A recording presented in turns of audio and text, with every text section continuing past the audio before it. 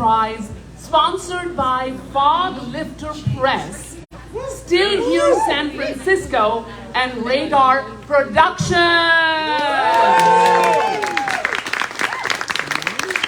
What is The Way Back? The Way Back is a collection of hybrid prose and poetry written during the early months of the pandemic, where Ed confronts and reconciles with past traumas, both inherited and self-inflicted, and invites all of us to chart our own way forward. And we will hear more from him later. It is being released by Foglifter Press. Shout out to them for holding it down here in the Bay Area, championing and amplifying queer and trans voices. And here's a note, their 2023 Start a Riot Chapbook contest, which Ed won, is still open for submissions until December 1st. So check out at foglifterjournal.com for more details. And I know there are a lot of wordsmiths here, so make sure to check that out. And this is very important what I'm going to say, because Ed has told me about this like 4 times already. We're here to honor and celebrate the diversity of queer, trans voices and experiences. Let me repeat that. We're here to celebrate the diversity of queer, trans voices and experiences. And yes, exactly, yes.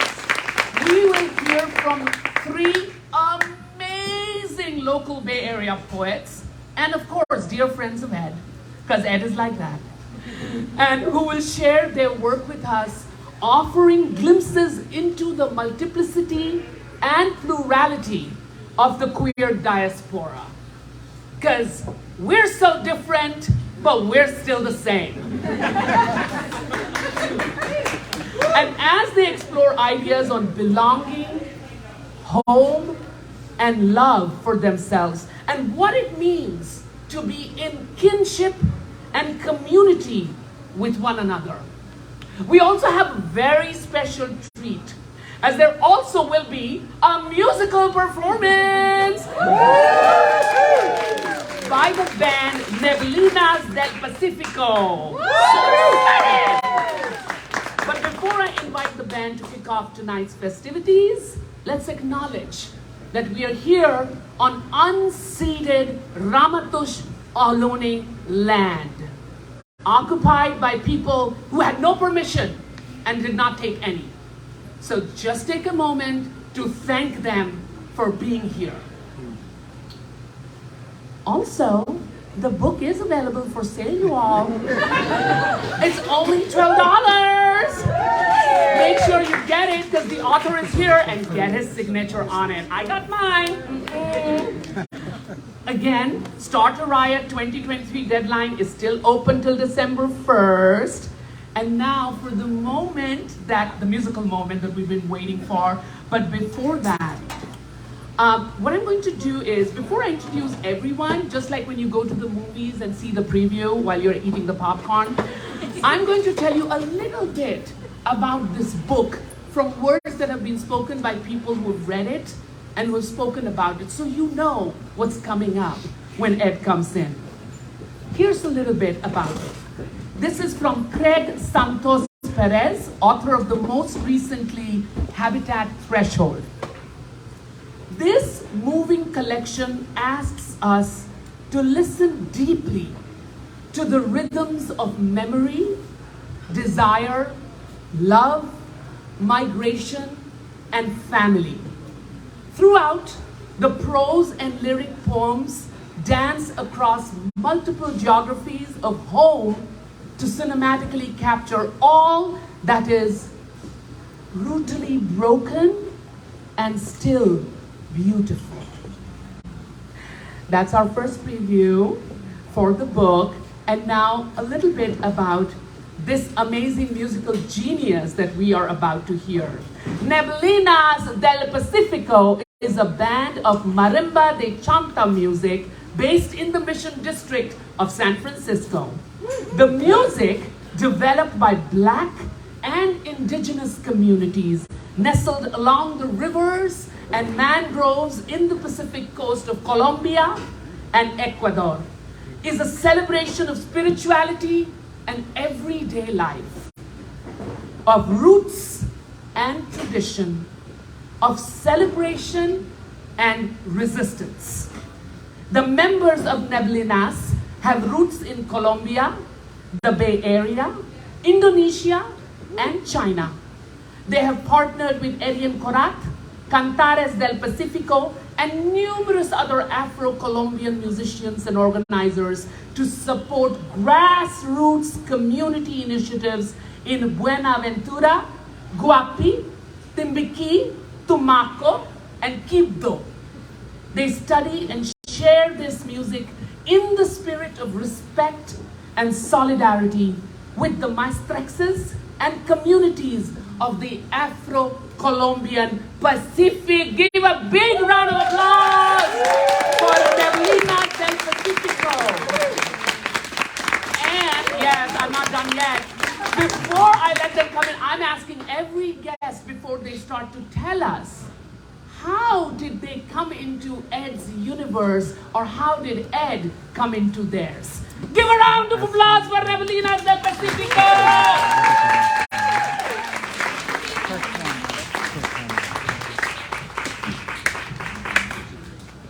What an incredible intro. Thank you, Jay. All right, a little backstory while we get set up here. So we rewind just over a year. So it's October 2021. We're in the living room of Neha, who's here somewhere. In the bay window, think classic San Francisco bay window, fall light streaming in. I'm 2 months into this MFA in creative writing program at San Francisco State University. And I walk in, I'm sort of, you know, when you're like the new kid, you're like, who do I talk to? And who is everybody? And there's like little clusters of people, and all of our social muscles have atrophied in the pandemic, right? Let's be real. So I get in there, and I can't remember who it was, but Ed was sitting near the table, and someone said, hey, you two should really talk.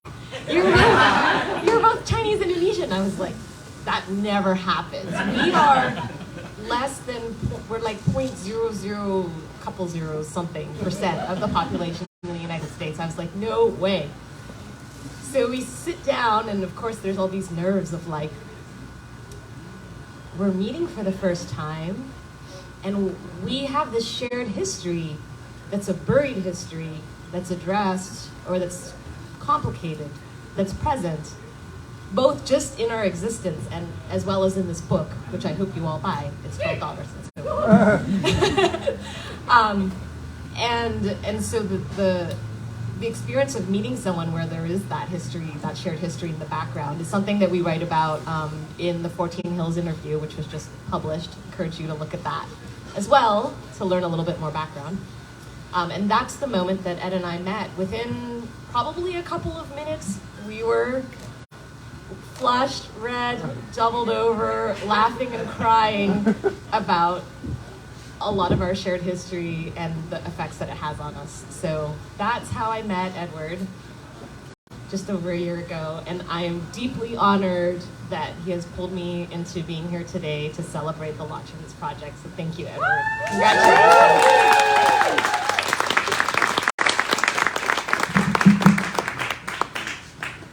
All right, y'all seem kind of far back. I know I just talked about social muscles and all of that. So. There's a table over here that you could like use to fiddle something. And the other thing we would like to make sure you understand is that there are musical traditions where the band is over here and the audience is over there, but this is not one of those things. This is a community practice where you jump in, you dance, you sing along. If you don't understand, just sing along whatever you understand, and we do this together. Yep. So call and response tradition, from one place in the world that loves eating shrimp in celebration of things from another part of the world that also loves eating shrimp. Sorry if you're allergic. I know you're allergic. All right, I started.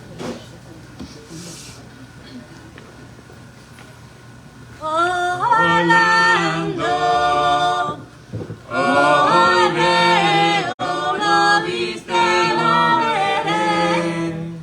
Oh, oh, Orlando, ole, lo viste, lo veré. Oh,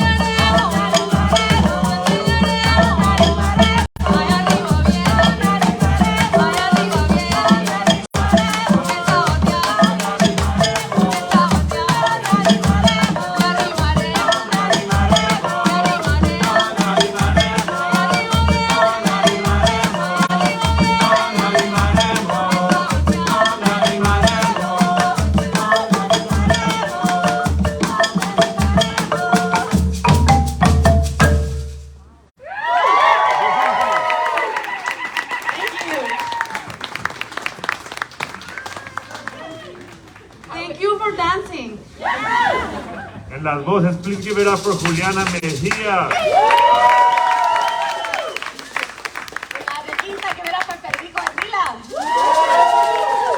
All right, how are we doing for time? Do we do one more or do we? Yeah. Yes. All right. Okay, we're gonna do one more. All right, so we all know borders are. Should we do La Niña Elena? We all know that a lot of borders are the result of things like colonization and not stuff. So this song is actually from Ecuador, and the Colombian Pacific, Ecuadorian Pacific are all part of a lot of shared and similar tradition of Afro-Colombian, Afro-Ecuadorian resistance. There's a lot of rich minerals there, which, as those of you who are familiar with colonization, means that people come in and try and take them out. And so, this next song, La Niña Elena, is another song that involves being on a boat. I think this time it's more in the ocean, by the band Rio Mira. And I would love it if you Sing! if I sing and you answer. It'll go better for you. It'll be better for me. Yes! You'll get closer. You'll see. They know that, like, for me to be up here singing in front of people, it's like 2 years ago I was terrified of doing that, but I knew I wanted to sing. And I know that maybe if you want to sing, so let's just do it. And if we all sing, then it doesn't matter what we sound like, okay? Yeah? So what I do is, yo me voy pa Cartagena. Me voy con la niña Elena. Arrímate mi amor, no te dé pena. Me voy con la niña Elena. Por Elena, por Elena. Me voy con la niña Elena. Qué bonito suena el río, como suena. Me voy con la niña Elena. You sound beautiful. Let's do it. All right. Ready?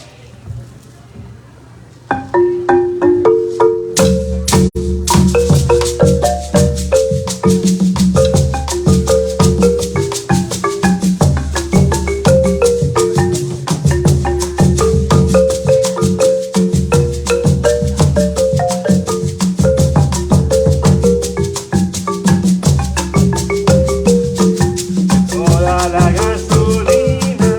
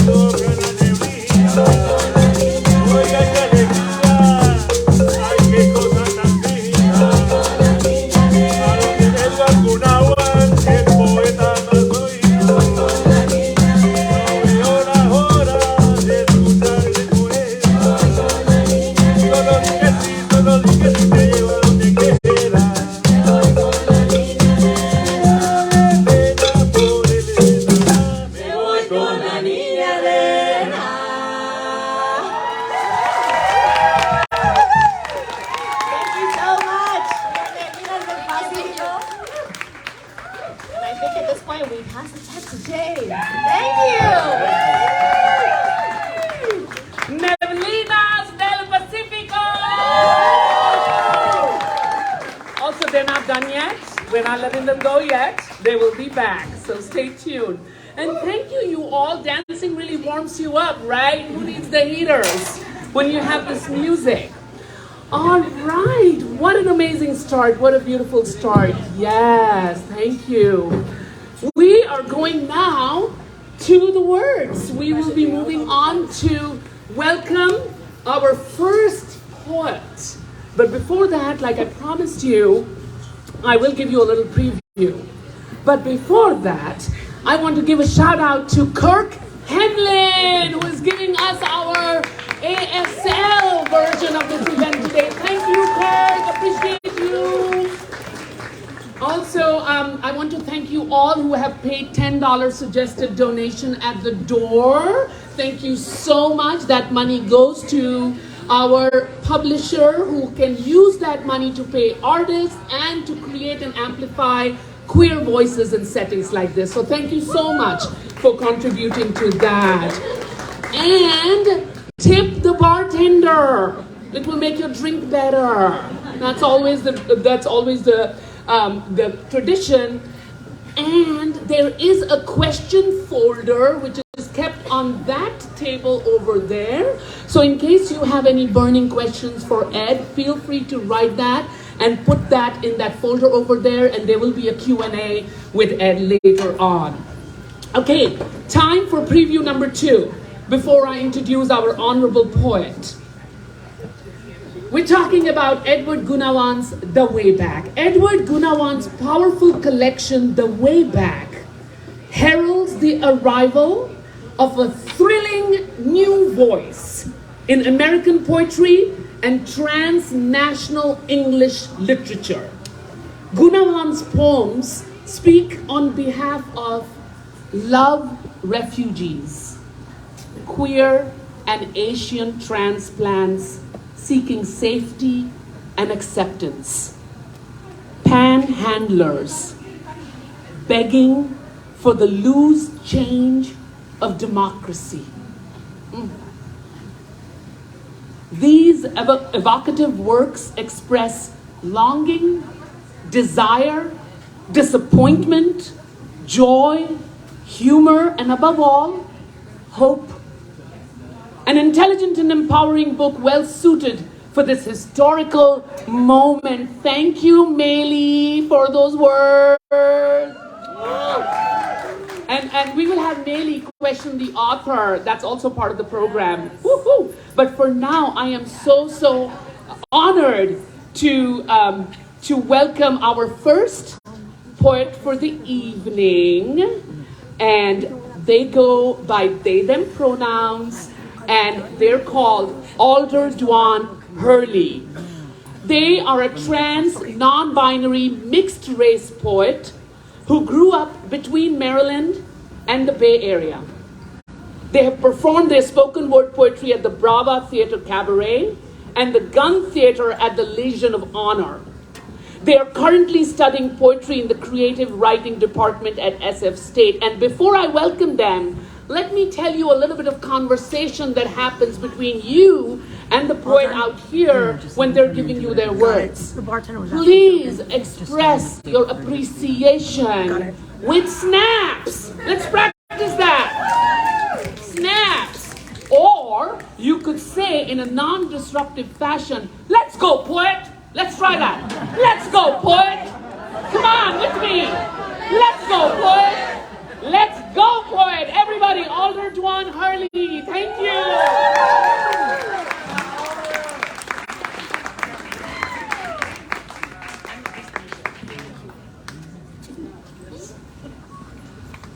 Hi, everyone. I want to start by saying how I met Ed. And we met at a writing workshop called the Hearts and Minds program, and it was through GAPA, which is GLBTQ plus Asian Pacific Alliance in SF. And from the moment that we were workshopping together, I could see that we had similar concerns. The two of us were some of the only people writing poetry for that workshop, but we found that our concerns went beyond just what genre we were writing in also. We both care a lot about community, especially queer and trans, BIPOC, and API community. And so shortly after meeting earlier this year, we fell into community together, and we've been supporting one another at one another's events since then. And so I'm honored to be reading at this launch of Ed's chapbook. Congratulations, Ed.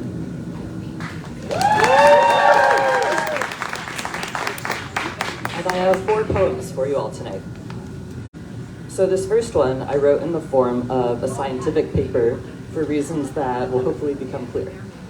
It's titled, Recognizing Home, an Investigation. Observation. The words slipped out.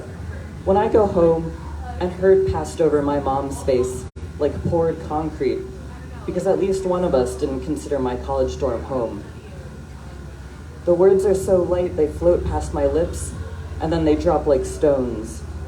My dad knows I mean my mom's house when I say, I'm going home. Question. I stopped calling my dorm home, stopped calling my mom's home, stopped calling my dad's home, stopped calling home. Does a Freudian slip work in reverse? If we have a sense of home like we have a sense of smell, I plugged my nose with wads of tissue and cast around for the scent trail gone missing. If you wore sunglasses for 20 years, would your eyes forget how to dilate in the face of bright light? Without sensory input, one's recourse is to intellectualize. How do you think your way back home? Hypothesis. We can trust the bridge won't break when it stands new and glittering, not yet loaded, but we won't know until we stress test it. Home is a handmade bridge of twigs and twine that I never crossed in case it couldn't bear to hold me. But home is also the thing you can't see. Not the rickety bridge, but the river below that will catch you if the bridge goes. The thing you take for granted. The top layer of the river is sun-warmed. Experiment. I jump up and down on the bridge, but I don't break through. At home, I'm querulous, feckless, disagreeable. I surprise my mom with facial piercings that make me unemployable, she fears. I come out in ways that will make my life harder, she fears. I'm glad the bridge holds, but how will I discover the nature of the river? Analysis. My dad updates me on the cutting edge of autophagy when I come over for dinner. My stepmom's nutrition PhD is at work in the meals planning. My stepdad reports on his day's study of neurodegenerative disorders to my mom, a pharmaceutical chemist whose clarity of thought sorts deftly through data. We sit for dinner while they talk, dinner after dinner. The words wash over me gently. My thoughts are driftwood on an unhurried current. I'm surrounded by waves of familiarity, the feeling of warmth.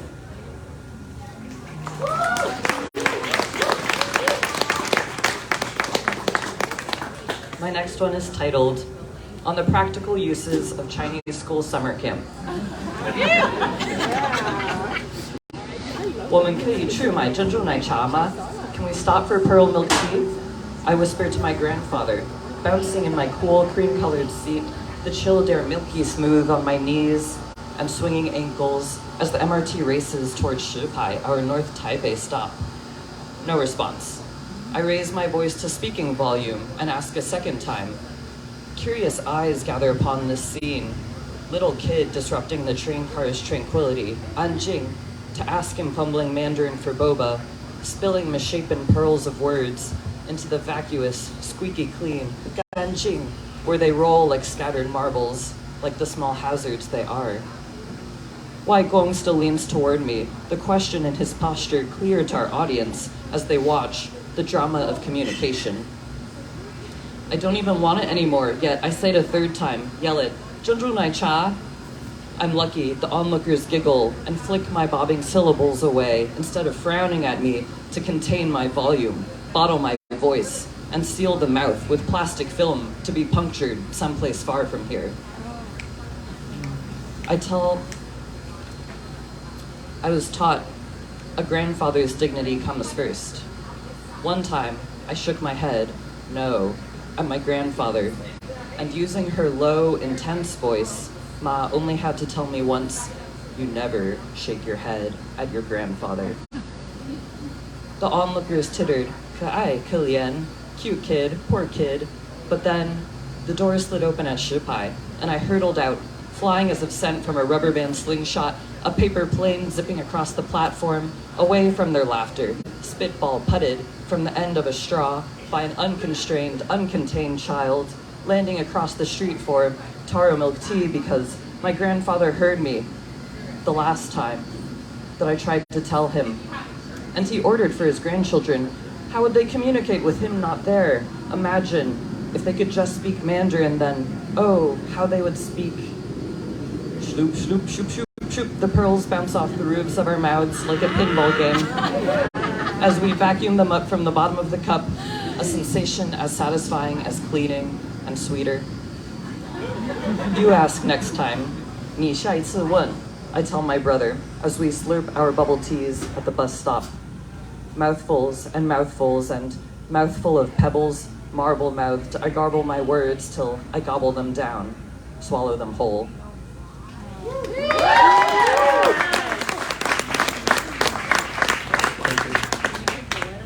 So the difficulty of communicating, and especially across the divide of growing up in a different culture and language than some members of your family, a product of the diaspora, is a theme in my writing. This next one is a variation on that theme. The love language no one's talking about. The one my family members practice is not gifts, not acts of service, certainly not words of affirmation. They don't talk about love languages. They don't rely on just 3 words for expressing their love. Their love is worrying about you. Their love is observations. You got fat. Meaning, have you been too stressed to eat well? You look refreshed. Meaning, have you unknotted the anxieties that were keeping you up at night? But whenever I was told, you look happy, I heard, you look happy. When I was told, your life is free of stresses, no, what I didn't hear was the question's openness to no. I mishear declarations of love when they're phrased as leading questions, demanding commands. I've grown used to receiving love through misunderstandings. But despite these miscommunications, I say to my mom, "Mama ni lela ma, you look tired," meaning I see you, had a long day. I'll do the dishes tonight, meaning this is how I care for you. We've never talked about love languages. As with me, this may not be the way she likes to receive love. But as with me, she recognizes when love is being given.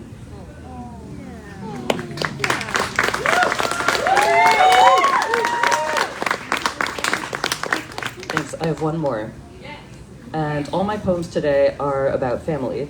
So for this last one, I want to read y'all something I wrote for my late grandma that I've only shared with family before now.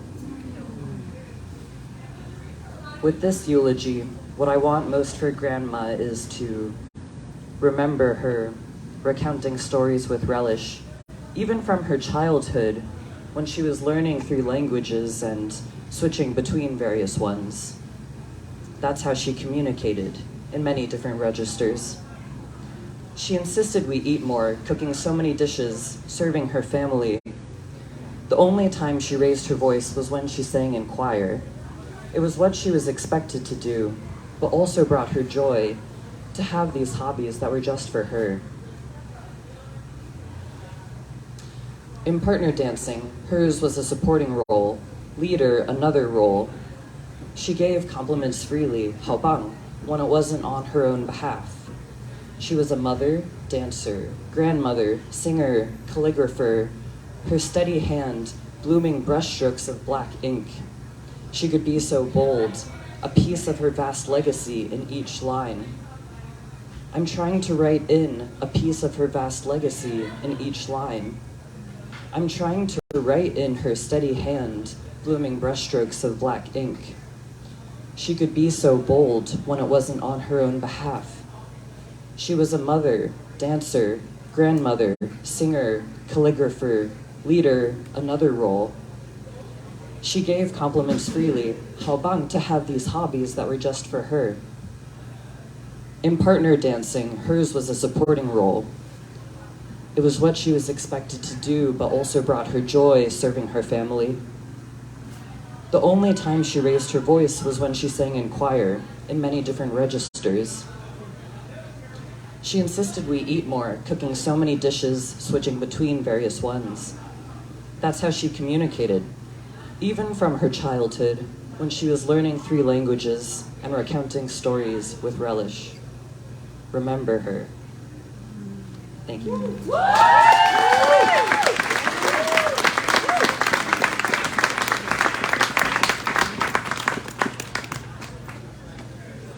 Thank you so much for those words, and thank you so much for calling us family. It's an honor to be part of your family. Everybody, let's give it up for Alder Duan Hurley once more. Thank you so much. And you know, I just blame my fast scrolling and fast excitement for a faux pas. The last preview I credited to Mei Li, but you know what? I just realized there are 2 Mei Lis in my universe right now. One of them is right here, which is so amazing. Which never happens! I know! It's so amazing. So I don't blame myself at all. That one was by Mei Li Chai, author of Tomorrow in Shanghai and Other Stories, and Useful Phrases for Immigrants, winner of the American Book Award. So those lines were there, but Mei Li, we love you! Yes. And before I'm so excited to introduce our next poet, but before that, another preview. Remember to keep snapping and keep expressing your feelings. But before that, the way back. And Foglifter Press, the chapbook contest, which is the reason why we're here. The deadline is December 1st, so go ahead, foglifter.com, right? No, foglifterjournal.com. Okay. The way back. A triumph of hybridity poetry. A collection of forms and structures that align fragmented experience into something that has a direction, that forms an electrified current, that points. This unpredictable mixing and morphing of forms can reflect the active and intelligent responses necessary for the disenfranchised, like the queer immigrant in these poems, giving it a sense of always shifting balance and hyper-vigilant awareness of the self in the environment. These in-between spaces allow for flexibility, pivoting, and the opportunity to approach moments of great suffering and rigidity with the possibility of alternative outcomes. Gunawan's compassionate, articulate work will certainly function as a signpost of hope for both young writers and people struggling to navigate toward a life and identity that feels like home. This is by Anna Laura Reeve from the Racket Journal. Yes, we can't wait for Ed to tell us what he thinks, right? Okay, time now to introduce our second poet, second reader of the day, Quinn Renofeld. She, they pronouns, is a queer poet, parent, and partner, earning her MFA at San Francisco State University. Their heart is equally wed to the Pacific Ocean and the Rocky Mountains. Her work can be found in Cleaver, Mom Egg Review, Sand, elsewhere, and is forthcoming in A Velvet Giant and Salamander. Their chapbook, Sea Glass Catastrophe, was released in 2020 by Francis House Press.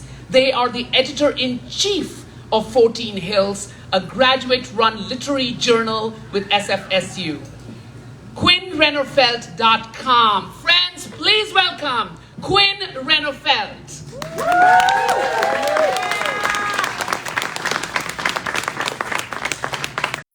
Hi, can everyone hear me okay? Yeah? Great. I do want to plug 14hills.net. That is where you can find a truly fantastic interview that Maylee Koo did with Ed about this very chapbook. And I think it adds so much more depth and background and beauty to this book, which is already absolutely fantastic. So I really encourage you all to go check it out after this. And as for how I know Ed, I'd heard about Ed through the program, but finally got the pleasure of meeting Ed last semester in a poetry class. And I felt like just an immediate warmth and connection to Ed, which I think just speaks to Ed's character, because I think everybody feels that way meeting Ed. Ed is such a fantastic person and artist. And we just really connected in that class and met outside of class for coffee and started talking about this book. I was so excited to learn that the poems that I've been falling in love with in class were in a book that was forthcoming. And we just kind of collaborated on how best to bring this book into the universe and how to do its justice. So I'm really glad that I got to have a small part in putting that interview out in the world and supporting the introduction of the way back into its literary life. So I'm excited to read for you now. I have a few shorter poems. So I'll start with Side Wounds and Paper Moons. I've made paper dolls of us, kissing their thin faces together like two hands in prayer. When I cry, I press fingers to ice, press fingers to eyes to staunch their swelling. A corner of your mouth droops down and drips liquid. You are religious iconography now, dewy with tears, touch holy, promising renewal. I pray at the crimson slit in Jesus' side that I might come to see you again in 2 days' time. Until then, I am a licked wound refusing to heal, swollen at the rim, raised scar in the making.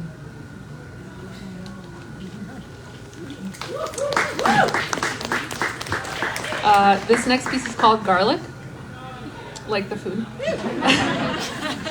1. During pregnancy, I conceal small cloves of garlic in my vagina to reset my body's pH. Making a baby is all sugar and gin. At night, I am cloistered in the bathroom, fingertips perfumed as though about to fix a greasy stir-fry. But instead, I gently insert the waxy nub just past my lips. I don't want to lose it. I can't explain to you this spot, suddenly a garden plot.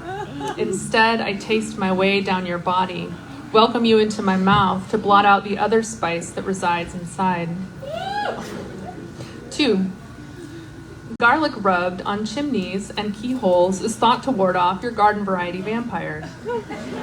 Yet, here you are, licking at my door. Perhaps you aren't the ghoul I thought you were. 3. A bear fed nothing but garlic can, in 3 weeks' time, become the woman she desires to be. And if she weeps bitter tears that fall like cloves into her palms, she can summon a god who will marry her. If they eat only bulbs from the ground or greenscapes shaved onto their plates, she will become pregnant in 2 weeks' time.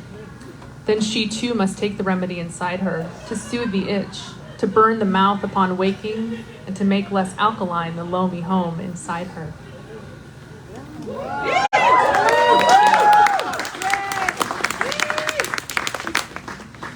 It's titled You. I want to take your long, strong hair, like that of a pony's, between my teeth, pin your arms behind your back, and lead you to the gates of heaven, and show everyone my mouth on the serpent of your neck. Apples and knowledge, apples and knowledge. My tongue has a taste for mystery fruit.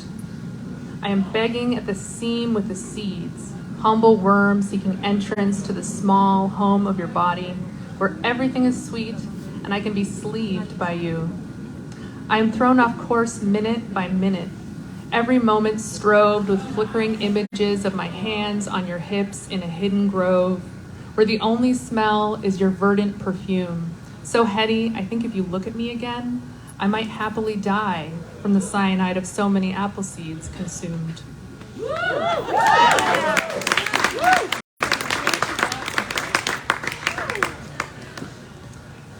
This is called It's Obvious. It's obvious when I've been crying. My face a puffy moon, heart mean and wounded, my voice a flat slick of fat on the soup top. Last night I dreamt about guns. Guns and creatures lurking in the water. The internet says the guns are my anger, the creature my butch new haircut that you jokingly disdain. If I had the courage, maybe the guns could be my cock, the creature my confidence. The guns a cheeky wink, the creature a couple dancing, hips pressed into a hug. Instead, a passing comment gets to the quick of me, like the blue guts of a flame, and I cry silently on the couch behind a glass of gin and seltzer. Can my body be breasts and my face a man? Can a man have eyeliner and a cunt? Can I femme a dick? These thoughts make me want to bite your neck. They make me want to keep crying. They make my eyes soft and swollen to the touch like bloated, undercooked dough. They sharpen my teeth and slacken my resolve. They unmoor the boats so they float out to sea. They bind me to a person I no longer want to be.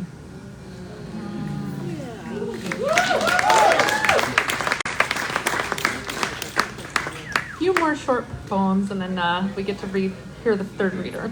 So this is called Goodwill in the Era of Girls, and I actually wrote this in class with Ed, so. Her pink pen etching hearts into the top of my hand during our high school math class. Breath peach sweet and warm on my arm. The drone a lecture, a lazy bee in our periphery. We are cocooned in the back of the room. I'm not sitting, I'm hovering. I'm not still, I am static, crawling like ants in the sand. I'm not breathing, I'm holding. And holding, wholly, until her shapes are complete.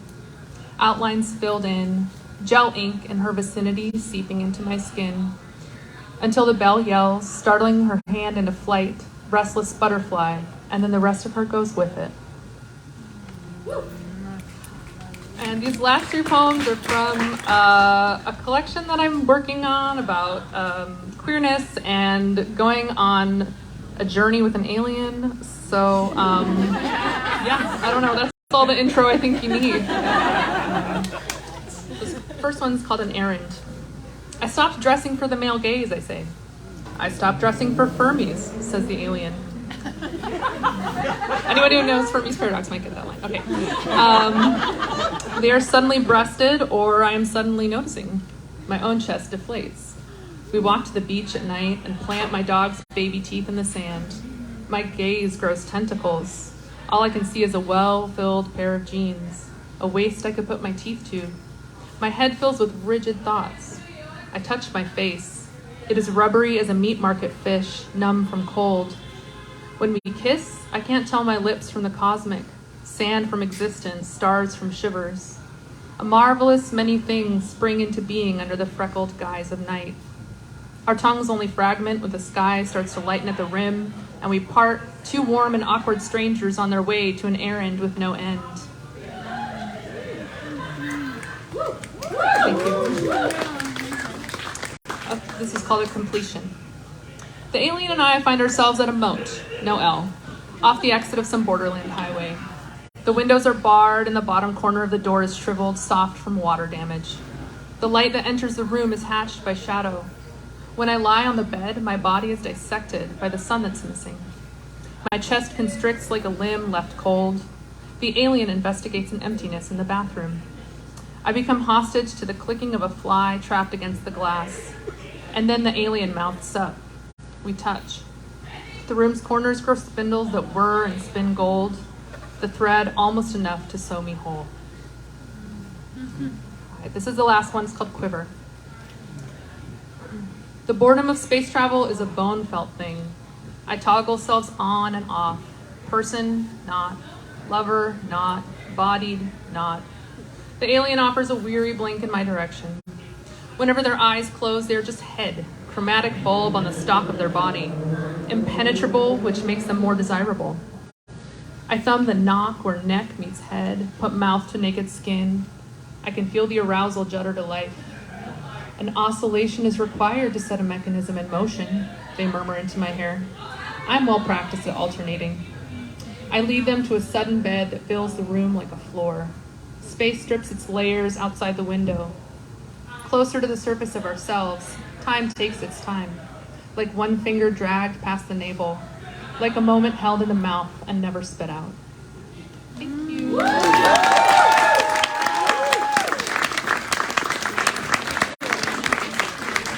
Quinn Rennerfeld! Yay! And also a big shout out to Kirk Hamlin! Thank you! Thank you so much. Okay, so the books are there. $12 books. The author is here to sign it. The bar is there.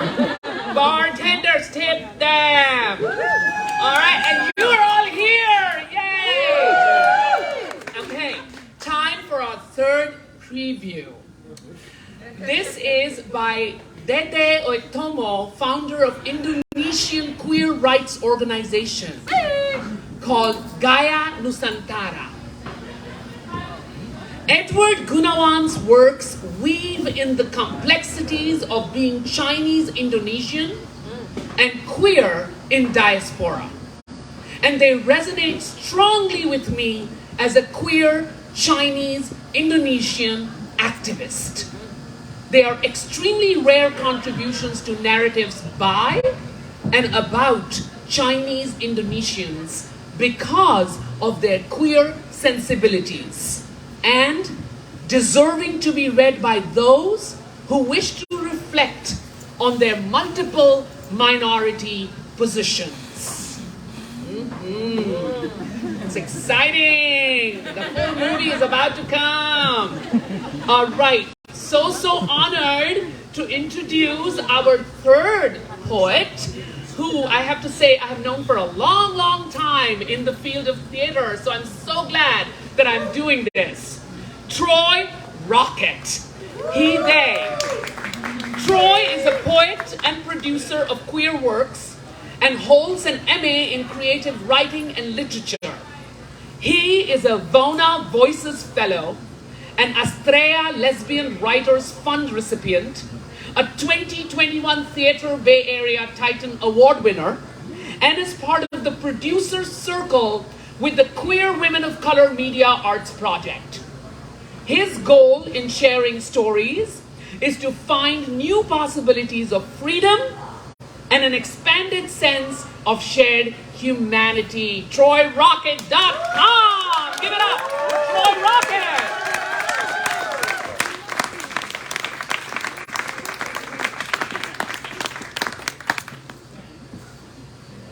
Okay.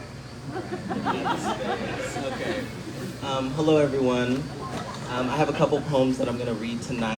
Oh, I'm supposed to say how I met Ed. Yes! I forgot, which means I think we've known it. Ed, how did we meet? Wait, where? Oh, okay, yes, right. So, Edward is the only person I finally made a website. And Edward is the only person who's messaged me on my website. And, you know, I live in San Francisco, the Bay Area, right? And so I think he typed like, yeah, I want to talk about poetry. And I was just like, is this gonna be a date? Edward's married and monogamous.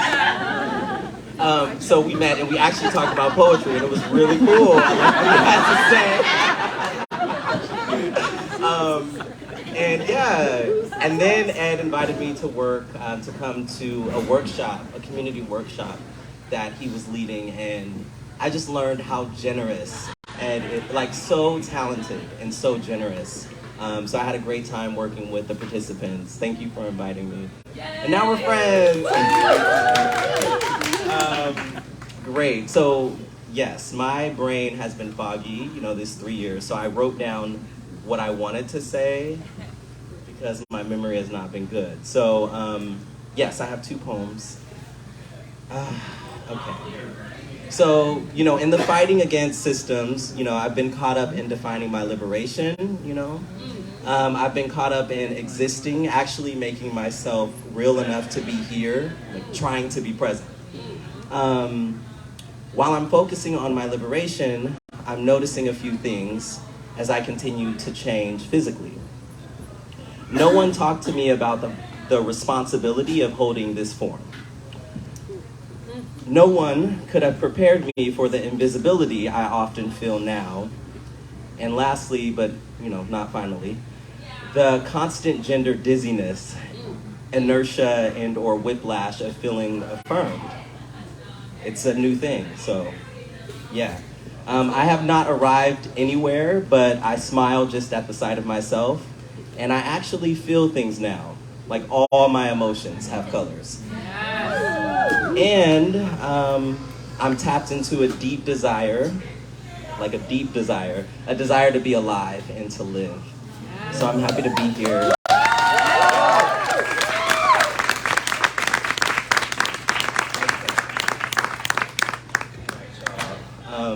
So yeah, let's get into these poems, Like writing poetry is my life.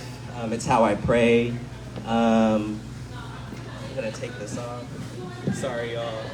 I also work in production, so sorry for messing with the set. I'll put it back.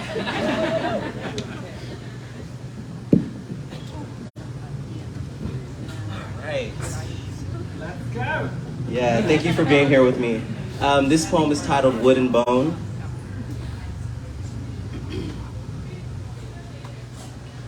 Suppose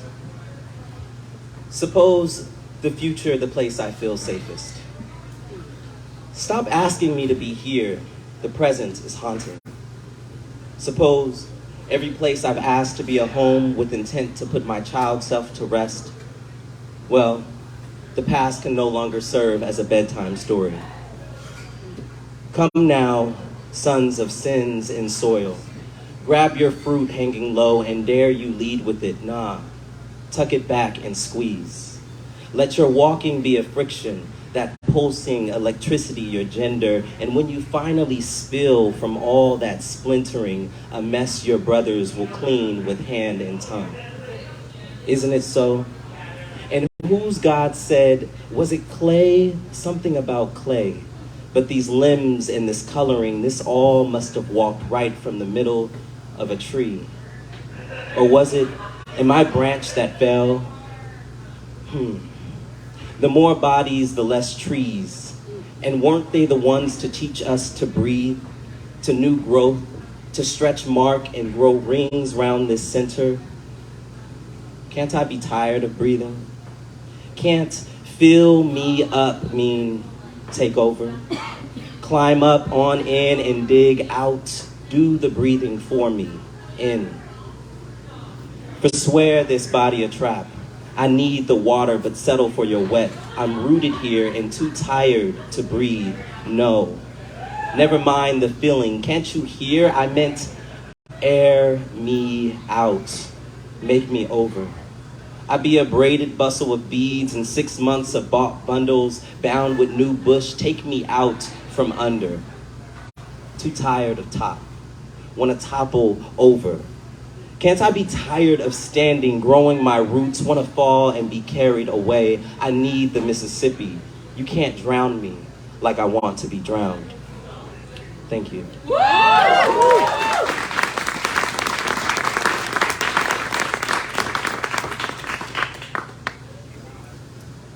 Okay, this next poem is an expert. You are an expert. Great. It's an excerpt from my chapbook, Driftwood. And the first poet who read had a line about Driftwood, and I love Driftwood so much. So you'll hear a little bit in this poem. All right, Driftwood.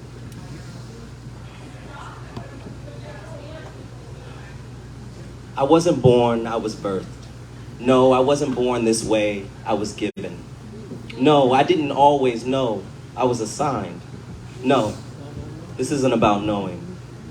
Gender can be undone, Casualties bitten into my making this body a weapon. Fresh bodies wearing hot grease, branded and pressed flat. Maybe this isn't about gender at all. Violence.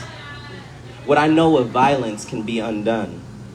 What I know of violence is culture. What I will not take into my being male is rape culture. What I remember of the culture of growing up girl is this body breathing for me, is black and precious, is not protected enough, is growing fruit from my limbs, is loud and lever or levy and balance. My hair slicked back or pulled into tails or pulled down by the gravity in the form of beads is not enough, or is too much but never just enough. The mirror, my enemy, my skin infinite. The lotion lathering a routine of moisture. I love smelling myself. I love running. I love my grandmother's hands and being held by the women in my family. I miss being held by the women in my family. Tree-rooted, driftwood, sand dune, assigned female at birth, queer end, a residue. Shores do not misgender me. I turn my body over on its back to float by like so. Won't catch me dead and still, and if so, living makes a home here. Filled with microscopic bacteria, seaweed like lace, pearls of salt beaded through my punctured genitalia, spelling crustacea. My sex is woodlice and herring eggs that will never hatch. Driftwood has no gender, yet is full of sex. The waters I travel wash and dirty me at the same time. How could I ever be clean or binary like this? Thank you.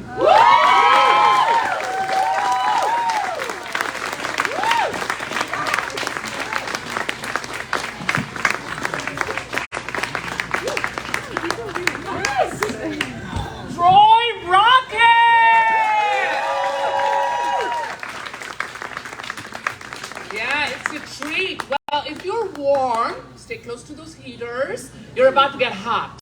Because we are about to call the Homo sapien of the moment we've been waiting for. Exactly. Edward Gunawan.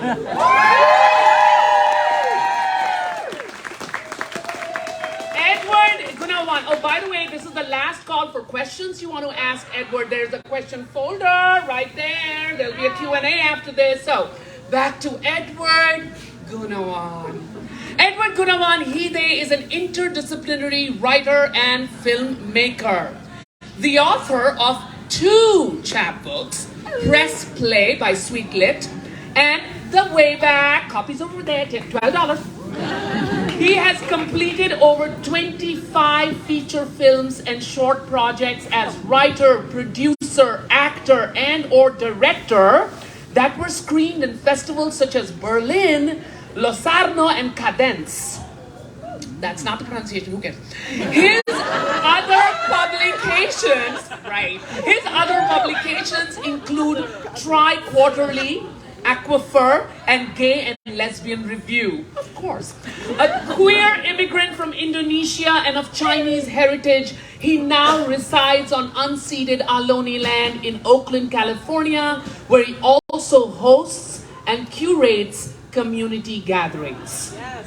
Growing up in a Chinese Buddhist household, Edward spoke 3 languages while attending Christian missionary schools in the most populous Muslim country in the world. Being gay only necessitated the departure from his family and community's expectations to redefine for himself notions of love, belonging, and kinship. In The Way Back, he situates the intersectional specificity of an individual within a larger historical context to weave experiences of migration and mental wellness from a diasporic queer perspective and confront the legacy of traumas, both inherited and self-inflicted. Through direct and deceptively simple language, Gunawan's hybrid collection of prose and poetry navigates the choppy, post-colonial cross currents of identity, sexuality, and transnationality, and invites all of us to chart our own true course back to self, to home, and to love. And before I call him, I want to tell you how I met Ed. So, like 4 months ago, 4 months ago, I get this email about this video storytelling workshop for BIPOC immigrants, you all. I mean, this is Ed. He imagines a collective like this.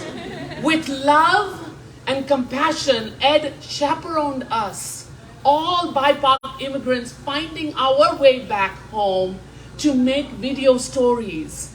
But the journey, you all, was way more powerful than the destination. To be in a room with migrant voices who are here finding their place and searching for home, together to make a story. That's Edward's gift to the world. All of us are part of Ed's universe, and Ed, you are a part of ours. Please welcome Edward Gunawan!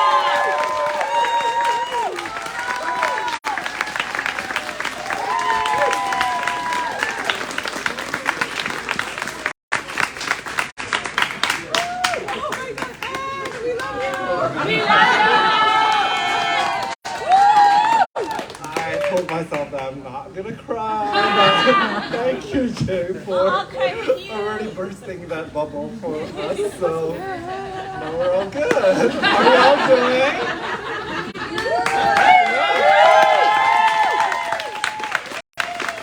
This is beyond my imagination, truly. That this is just beyond words to see all of you here. Thank you. Thank you. Thank you so much for being here with me, being here with all of us to celebrate this chapbook release. But yeah, this means so much to me. So I'm not gonna say more. But I do want to say thank you. We're all pretty crying. We're all crying. You're already crying. It's fine. I want to move this though. I also come from production, Troy, so.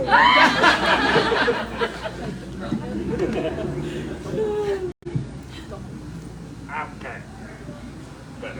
Better, right? Yes. I want to say thank you to Jay, of course, for being such a lovely host. And of course, all our readers tonight, Alder, fabulous. I love talented friends, so I can just work with them. And of course, our band. Fucking amazing, are they? So, amazing. And of course, I also want to thank, I don't know what the judges are here today, but Gabrielle, Christian, Chekube Danladi, and Ray Gomez. Maybe not, but thank you for selecting my chapbook. And of course, the organization still here, SF and Raider Productions. I know Natalie Vihil is here, so thank you. And of course, Foglifter Press for championing and amplifying queer trans voices and experiences and stories, holding it down here in the Bay Area. Thank you so much. We're all better for it. Especially in these times, when books are being banned. Hello, I mean, where are we? Am I in Indonesia again, third world? And it's also like every day there's just like news after news of legislations being introduced or being passed that are so hostile to like queer and trans communities. Like, what's up with that? So this is the work that Foglifter Press is doing here to help with that. And on this note, I will be reading some pieces that hopefully will continue the conversation that are started by our readers, Quinn, Troy, and Alder. And I hope collectively that this poems then can aid in bringing all of us together. And especially with this chapbook, so much of the work is in the naming and acknowledging for myself all the fucked upness. But I hope that they can also point a way forward for all of us.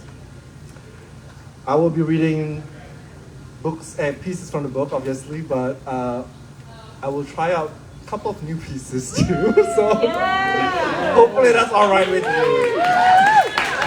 Sound good? So the first one is also the poem that opens the chapbook. The question, next time. At the consulate to renew my passport, I arrive an hour early, unopened book by my side, feet tapping. I stare at the forms in my hands. I'd filled out the details of my particulars: name, sex, occupation. Married? Check. Emergency contact? Jake. Stopping at relationship. I haven't declared in any official capacity in my home country. I haven't had to until now. No spouse in my native tongue to hide behind. Called into a room where a scowling man collects my face and fingerprints. I sit and wait and wait to unleash with full force of a indignance the counter arguments I had rehearsed. No, I'm not the wife. And yes, I'm husband to a man. But the questions never come. I'll be ready next time.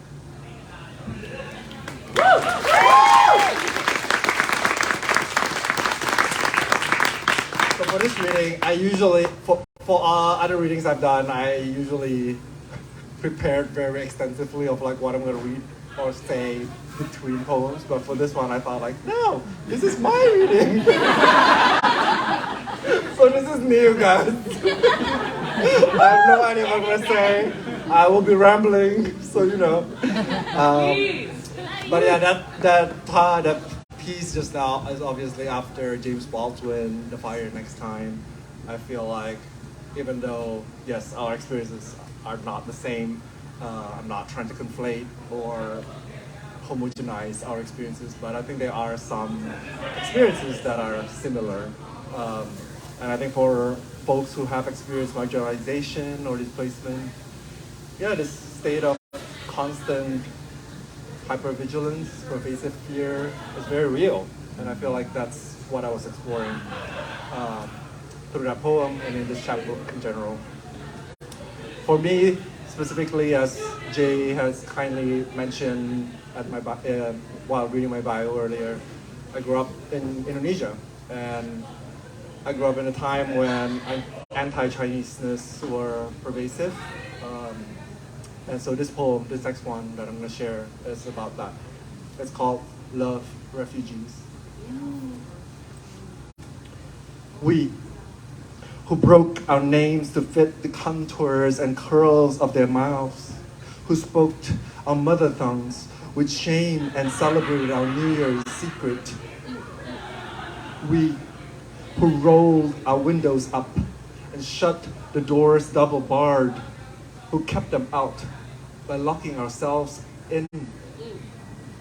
We, who are spared of our dignity when it's never theirs to give, who belong to no nation.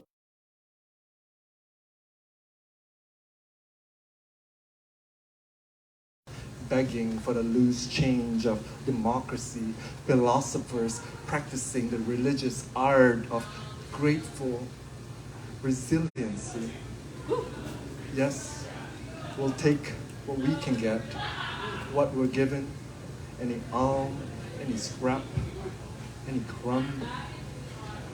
Thank you, sir, for your generosity. Yes, it's more than enough, sir. It's our own damn fault anyway. What can we say? of fate as love, refugees.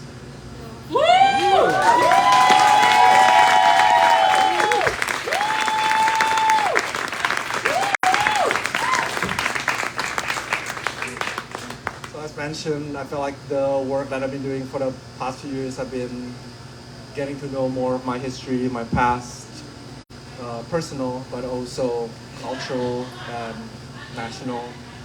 A lot of the histories that I grew up with learning are not true or strategically buried. And for a period of like 30 years, actually, in Indonesia, the ethnic Chinese minority community in which I belong were really discriminated and were living under forced assimilation policies, like the ones that I just mentioned in the poem. We can't even celebrate our Chinese New Year in public. We have to change our Chinese language names on all formal documents. And I think that really fucked me up. And fucked a lot of my community up too. And anyway, I'll come back to that later because I want to do a hard detour. It's something more fun. So I'm gonna share a piece.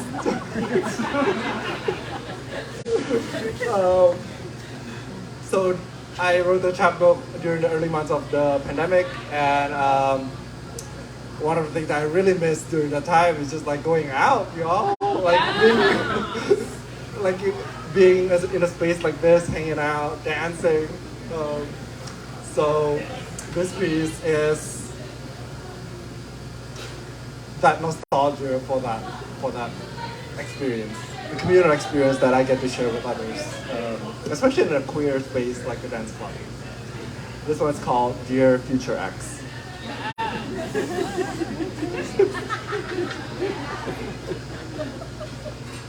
One night, you'll bump into me in a crowded dance floor. Cobwebs of laser lights atop the sticky swarm of shirtless men. Eyes rolling to the back of our sockets. Rippling abs glisten amidst the throb and the thump. We dance, you, your boyfriend, me, and mine, in a tight circle, chest to chest, breath steaming our cheeks, palm snug in the back pockets of soaking jeans. You lean on me, whispering, "It's a keeper." I tilt my head, grinning. "So is yours." We shuffle out onto the patio, our boyfriends making small talks. Behind us, the door opens and closes, the throb, and the thumb, drifting in and out the smoke of our cigarettes. You look good. I'm glad it makes you happy. Squeezing your thigh, the same one I know so well. Yours in a flash of running, falling and stumbling. I leave the club shortly with the boyfriend. We will break up in a few months. And you'll break up with yours too.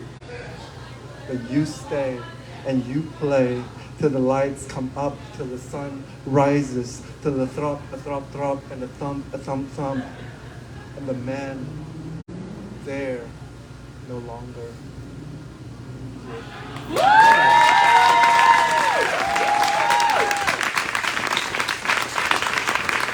I want a round of applause for ESLG critic.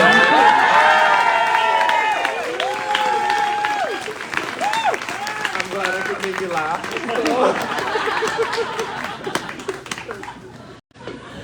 So we've come to the point of new poem, new shit. So I wrote this over the summer actually. Isa, my good friend here, and I were in writing retreat, and so this was written during that time. I don't know whether, maybe you've read this too. It's called Inheritance. Since when did I start to tuck the tail of my shirt into bands of my underwear before sliding this pair of jeans all the way up to the middle of my waist? looping the belt so tightly, containing whatever needs containing, carrying what needs protecting, barely room for breath. Forgive me. I didn't mean to eulogize myself or my father, whom I'd witnessed doing the same exact thing while dressing himself each morning. To think of it, my pose standing has always resembled his, knees locked. The chorus of yoga instructors in my head all at once goes, microband, pelvic drawn, stomach concave, empty, shoulders slouched, low center of gravity, steady, rationing, bracing for prowling predators, growling, bounding, then pouncing. Even my face resting now weathers the same lines by his mouth. Brow clouds brewing, neck, jaw, crane and clench, chin out, thundering, dark eyes monitoring the periphery of everything close enough in proximity. Suspicion, or at the very least, disbelief is the default, especially of all that's too good to be true, expecting at any time the fall of the other shoe. And how have we come to share a routine too? Rising before the sun, collecting ourselves in a pool of quiet, still blue, before diving from the same 2 slices of toast, not 3, not 1, into a glass of water. Day in, day out, predictable is the antidote for an allergy to surprises. If it's true, our bodies keep the score. How does his pile up in mine? The joke's truly on us, those who manifested escape from ghosts of our past only to live out the destiny of ingrained biology. Or do we have a choice in the inheritance of our legacy?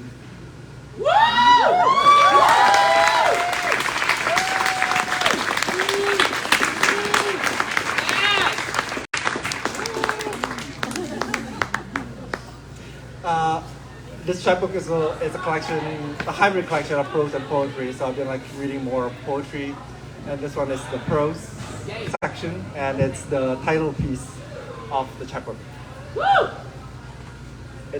The book is dedicated for my grandmother, whom I call Amma, my father's mother. Oh my God, I'm gonna cry. She's right here. Actually shared a post this afternoon about my Amma, and I was already so emotional and crying so hard. Jake has to has to comfort me, and I thought I'll be done. I'm all the tears are out, but I guess not. Anyway, so this is for her. For months after you suddenly disappeared from your room, they said she'll be home soon, muttered like a prayer, as though saying and hearing it often enough, it would become true. Later, as we camped out at a funeral hall, Pa, Ma, T, and I, in front of the elaborate altar where monks and nuns chanted their prayers in circles, the same adults would comfort us kids with, "Your grandmother is in a better place now." Dressed in all white, we bowed as the next group of relatives lit their joss sticks and placed them in a metal bowl. Sandalwood smoke grew thick in the air as cardboard boxes of uneaten dinner laid strewn across the table. On the floor sat small hills of cracked open peanut shells and half-empty disposable plastic cups of mineral water. The morning before we laid you to rest, Pa asked whether I wanted to pay my last respects. I nodded, and he led me to you, staring back from the framed black and white photo atop your casket. You always had that scowl on your face when you were alive. Perhaps they were right. You are in a much better place now. climbing up to the front of the van, squeezed in between Pa and the driver. I clung on to that image of you that was entrusted to me. We snailed across town to the burial ground in bumper-to-bumper traffic as Pa instructed me to call out turn by turn the route we were on. When pressed for a reason, he explained that this was our custom, that this was how you make your way back home. Under my breath, I whispered while you rested snugly on my lap, "Ama." We're crossing the train tracks now, then left at the intersection, followed by right after this bridge. Heavy rain washed the window pane gray. I realized I had been asleep for some time, only when Pa shook me awake. Dragging my feet under Ma's umbrella, I rubbed my eyes, groggy and guilty.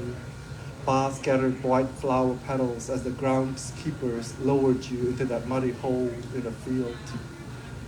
I caught everyone by surprise when I finally bawled then, an unstoppable series of sobs that pierced through the rain-blurred hill. I thought I had let you down. I thought you'd never find your way back again. On our return, I sat in front of the same van, lodged once more in between Pa and the driver, staying up and alert this time, speaking aloud. Turn left at the bridge, right at the intersection, then past the train tracks until I had them memorized by heart. It was years later when I'd come to learn that those directions home weren't for you. They were for me.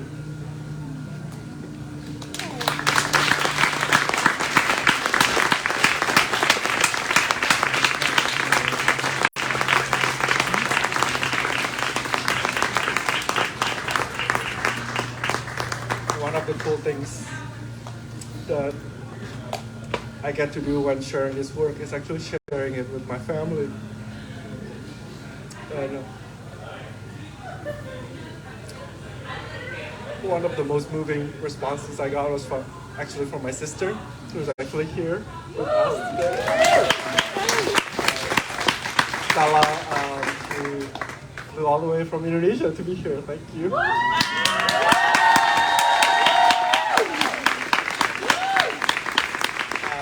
It's really, really moving for me that, through this work that we can talk about, bring us closer in that way. So,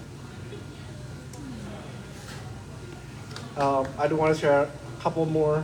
This one is also new, and I do believe in the power of stories and storytelling, and this is why I do a lot of the things that I do,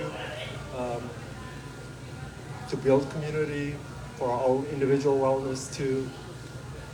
And in this way, I benefited myself, as it is through writing, and there are times in my life that it has literally saved my life. And also in the moments when I am rewriting and revising my stories, it gave me the opportunity to rewrite the narratives of my future too.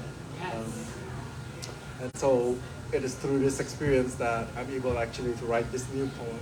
And I think I feel like you will know why after I read it. This one is called Knowing. First thing she says, upon learning you'll be in a ski resort for the week. It's not, how fun, enjoy yourself. But, does it snow? And is it cold? Which you had only begun to notice this last few years. You think you know by now that you know a thing or two. How else have you made it through the past 3 decades on your own? A friend once remarked, my plays overflow not with witty banters or enlightening epiphanies, but questions, and more questions. Who even talks like that. Tell them. To the ancestors gathered round campfires, night after night, asking about berries and seeds to scrounge, or which track to steer away from, lurking wolves and bears, and hidden cliffs to avoid falling into, those you'll never get out of. And tell that to any kid raised to the incessant soundtrack of elder relatives. Have you eaten yet? That over time grew to include, so how much do you make now? Then, when are you getting married anyway? We never stop answering that. And I do not argue with the playwright. At times, I wish she would go beyond the language of sheer survival to one I'm now more fluent in, like English, which she never did quite pick up, and I do not expect her to anymore. So I reply, yes, Ma, it snowed last night, but I packed a scarf and my coat, a pair of gloves too, just in case, before asking back, is it still raining over there? Followed by, what's for dinner? And I know, she knows, that I know too.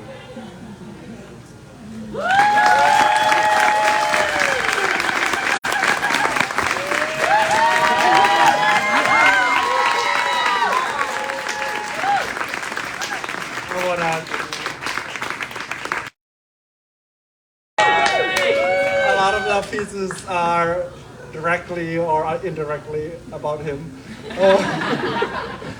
Because it's really, and I think it's true, I mean, that I think in our intimate relationships, however it is, it doesn't have to be like a legal marriage, that we work through a lot of our own, shit.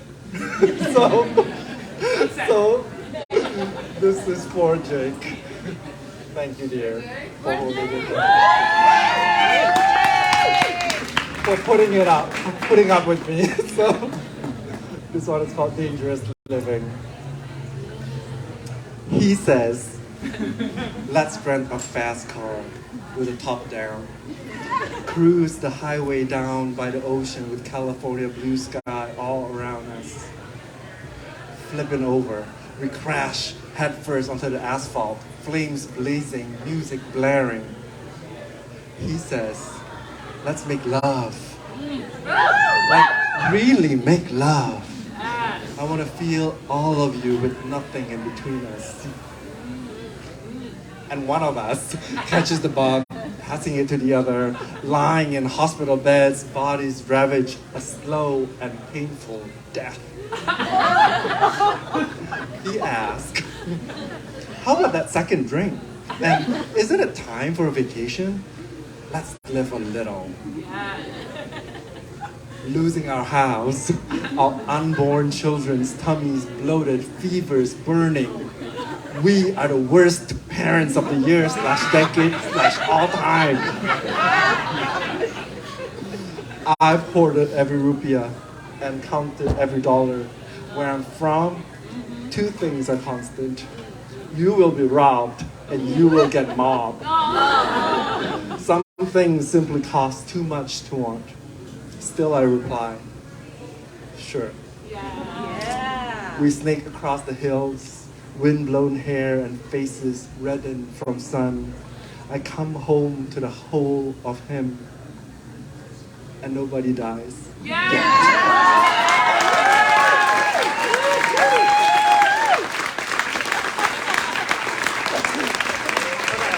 Last one. Very short, last piece. I do want to say a very big thank you to for Jake's parents who are here as well. And sister and partner, Daniel and Tessa, thank you for being here. I also want to say a quick shout out to Tracy, who also flew all the way from Singapore to be here. Who has written almost every draft of everything I've written in the past 4 years, so thank you. And I also want to say thank you for the bigger literary community that I found here at SFSU Creative Writing Program. Thank you so much. Oh my God, some of you really witnessed, yeah, I'm looking at you too,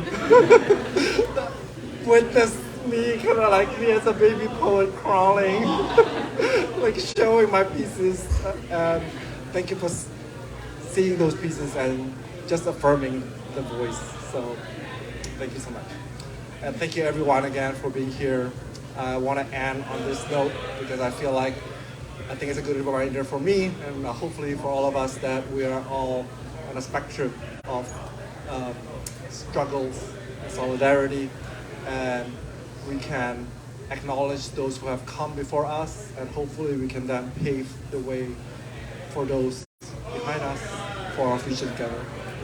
This one is called Signpost, and I usually started with an epigraph from Natalie Diaz's poem that she wrote called Snake Light.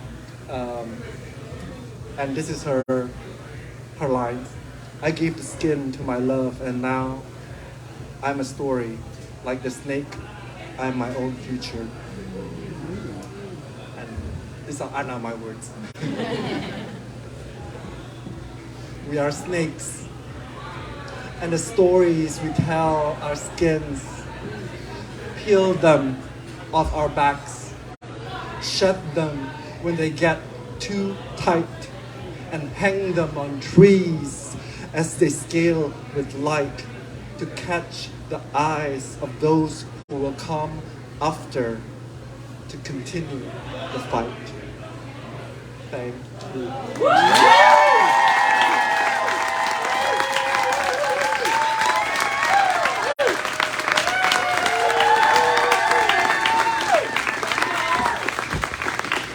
Can't go yet. You can't go yet. Edward Gunawan!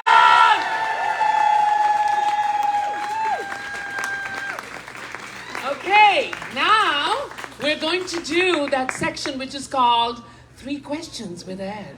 And I would like to invite the sensational Mei Lee Ko. And let me tell you a little bit about Mei Lee.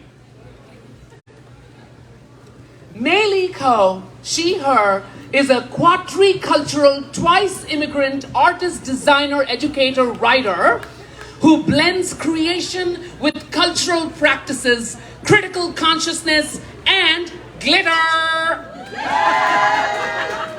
She served, among other things, as a vice president, VP of design, a co-founder of companies, an inventor of foundational human-computer interactions, a DJ, a musician, and recently a co-creator of a music and dance toy called Boogie Loops for the new Playdate game platform. Her work has been published in the Anna, Transfer Magazine, Umber Magazine, and the HTML Review. Currently earning her MFA in creative writing at San Francisco State University, she lives in San Francisco with her partner and houseplants. Meiliko.com, Meiliko!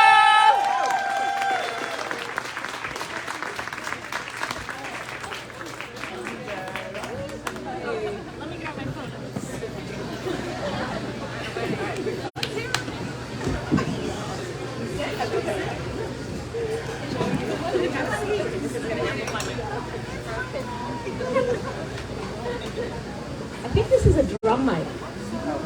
That's okay. Oh, that's better. All right. Okay. I'm gonna try also not to cry, but I can make no promises.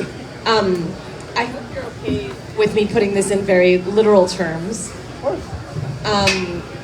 So for some of you who may not know, what we have not spoken is that in 1965, between 500,000 and 2 million people were killed in the name of anti-communism in Indonesia. Many of those people, not all of them, but many of them were Chinese Indonesian. This is a piece of history that many people do not know because we had to stay silent. This is not something people talked about. So something for you all to know is that having one Chinese Indonesian speaking to another Chinese Indonesian openly on a stage is historic. This is not something that, I don't know if it ever, I mean, this doesn't happen. I mean, I don't know about you, but for me, it's a little, there's many feelings, and there's one of them is terrified, but one of yeah. So that's some background context for those of you who may not have it.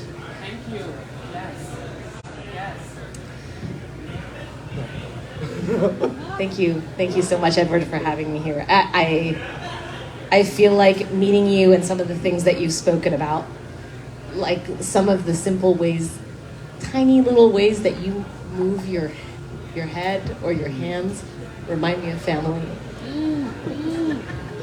And as I mentioned earlier, for people who weren't here, we are 0.000, I don't know, a bunch of 0% of the population here. So to find each other required many tiny little pieces of chance. I know, yeah. But that's also ingrained biology. Yeah. Our inheritance. Inner inheritance. Oh my goodness, so much that resonated with me so deeply. Am I doing, oh, okay, all right. Thank you. Both of us have worked backstage, so we know. So let's start with talking about the story behind the name of this book, The Way Back. Tell us more.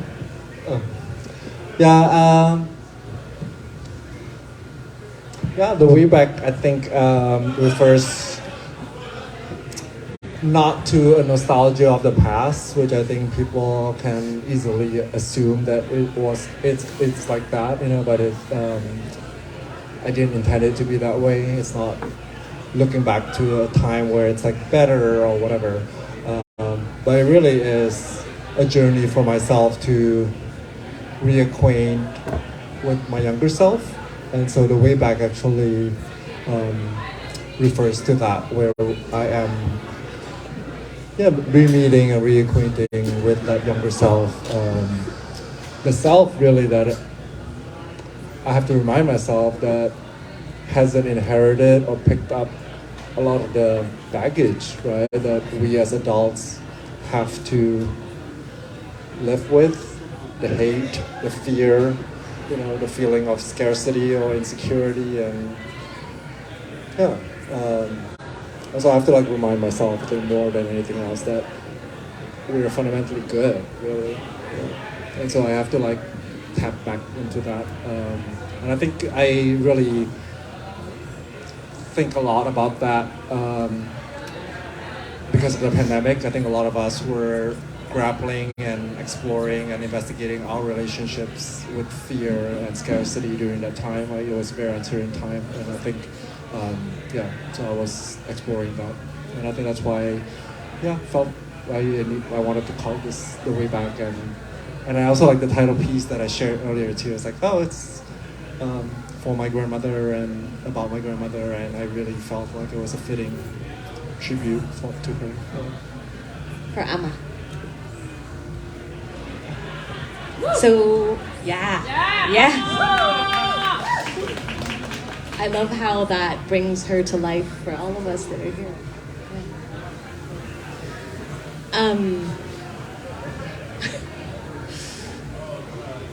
I think along those lines, I'm curious to know what was the most difficult part to getting to this point of being able to celebrate this book today with you? And what would you... Is there anything that you could share around that might help other people that might experience something similar? Yeah, I think for this book, because the material is so personal, that it's really not just a creative project, and just now Jay shared from my bio that I also work in film, for example, and a lot of that work is fiction, and so I think there's a lot more distance, perhaps, even though I'm sure, as fiction writers or filmmakers, you still put a lot of yourself in them, right? But for this work especially, it's very intimate, very personal. So it's not just